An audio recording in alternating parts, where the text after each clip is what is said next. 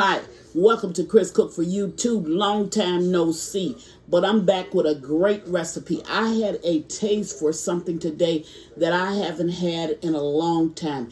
Everybody knows that I'm from Chicago, and there's a style of cooking there that I truly enjoy. I'm going to make one of my favorites, and what I'd like for you to do, I'm going to show you the ingredients. I'm going to go away, and I'm going to mock the cooking style of how this is done in Chicago. What I'd like for you to do is to see if you can guess it, exactly where you would buy this particular meal from. See if you can guess it before I get to the end of the video. Now, what you're going to need to make this meal is going to be pork chops, onion, salt, and it's salt and pepper. And the funny thing, I got the salt and the pepper mix, but that's a long story in itself. Some mustard and some sport pepper. Have you already made what you think is where this actual meal is actually sold at? If you haven't, then just keep on watching and let's see if you can come up with exactly where you would get this meal from. This is what I had a taste for. This is what I'm going to do. And once I get prepared by cutting up my onion and washing my meat and seasoning it, I will meet you at the stove. Be right back. Okay, now I'm back and I'm at the stove and I'm getting ready to prepare this. So imagine this, if I was in a restaurant, as being a super big grill. This is my household grill. But let's just think of like it's a super big grill at a restaurant. So the first thing that they're going to do is they're going to put cooking oil down on the grill. So I'm putting just a little bit of cooking oil. And the only thing I want to do is to just saturate the whole top of this grill, because I don't use it all the time. Okay, so it's not like I'm constantly using this. And I just want to get enough oil down on the grill. And that's not dirt, that's just the black from the grill.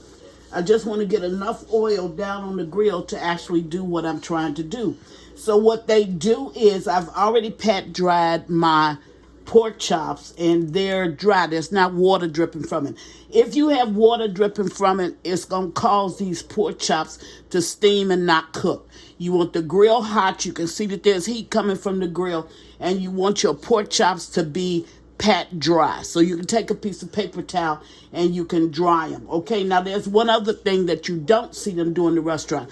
Have you ever cooked a pork chop and it curls on you? Okay, the way to prevent that curl is by taking scissors or a knife and just snip a little cut in the side. And you want to do that especially if you have a pork chop that has a leader around it, okay? That's just a piece of fat around it, because what that fat does is that it holds it like that and it causes it to bend. So you want to just slit that so you don't have that problem, okay? So then you're going to just put them down on your grill. Now, I have quite a few to cook, so what I'm going to do is I'm going to put these down. I'm going to cook these. And then I'm going to go away and cook the rest of them so I don't have you, here a long time. And once I cook that, I got to slick that one all the way through. And once I cook the rest of them, then I'm going to bring it back and I'm going to dress it and actually show you what it looks like. So I got these 4 down. And in the back of my grill, I'm going to go ahead and put my onions, because I'm going to allow them to cook at the same time that my pork chop cooked. Now, don't knock this until you tried it, okay? I stayed in Chicago for 44 years. I've been here in Virginia for about 22, and I still get the craving for this particular meal. So I'm going to go ahead and have it today, show you exactly how to do it. Now, you want your stove to stay as hot as you can possibly get it. So that's exactly what I want. Now, the only thing you're going to put on this is salt and pepper. But since you heard me snirkle just a little bit, that's because my salt and pepper is in the same container. So I'm going to go ahead and just put it down. And a trick when you're using one of these type of container salt for your salt and pepper is to take another shaker, put it on the bottom, and that'll make your salt flow out a whole lot better. See how easy it's flowing out now? And then when I try to shake it out, it takes like forever for it to flow out. Okay, so I'm going to allow this to cook for a few minutes, and I'm going to bring you back when it's time to flip it. And that should be maybe about the next 4 or 5 minutes.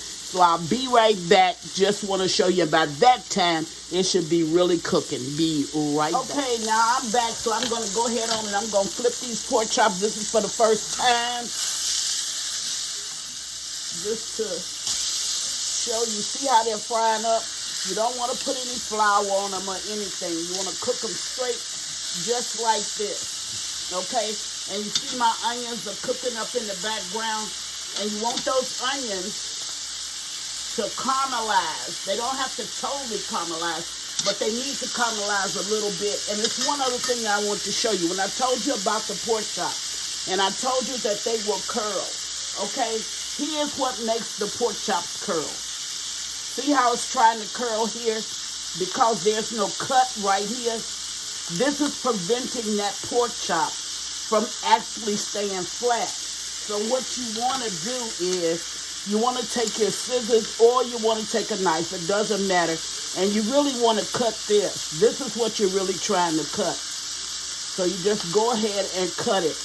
And once you cut it, see how it flattened out? That way you don't get that curl in your pork chop. Now, you don't have to have a grill in order to do this. You can do this with a regular skillet. Just don't put a lot of grease in your regular skillet and go ahead and cook it exactly like I'm cooking it. So don't sit there and say, well, I don't have a grill, so I can't do it. Yeah, you can do it with a regular skillet. So try it. I'll be right back when I finish cooking the rest of it, or when my onions start to caramelize. I'll be right back. Okay, I got my vent on, and I'm going to go ahead and close out this video. Did you ever guess where this may be served at? So I'm going to go ahead and dress this bun. You're going to put some mustard on it. Then you're going to put you some caramelized onions down on it. Then you're going to slap that pork chop on it. Put you just a few more onions on top of that.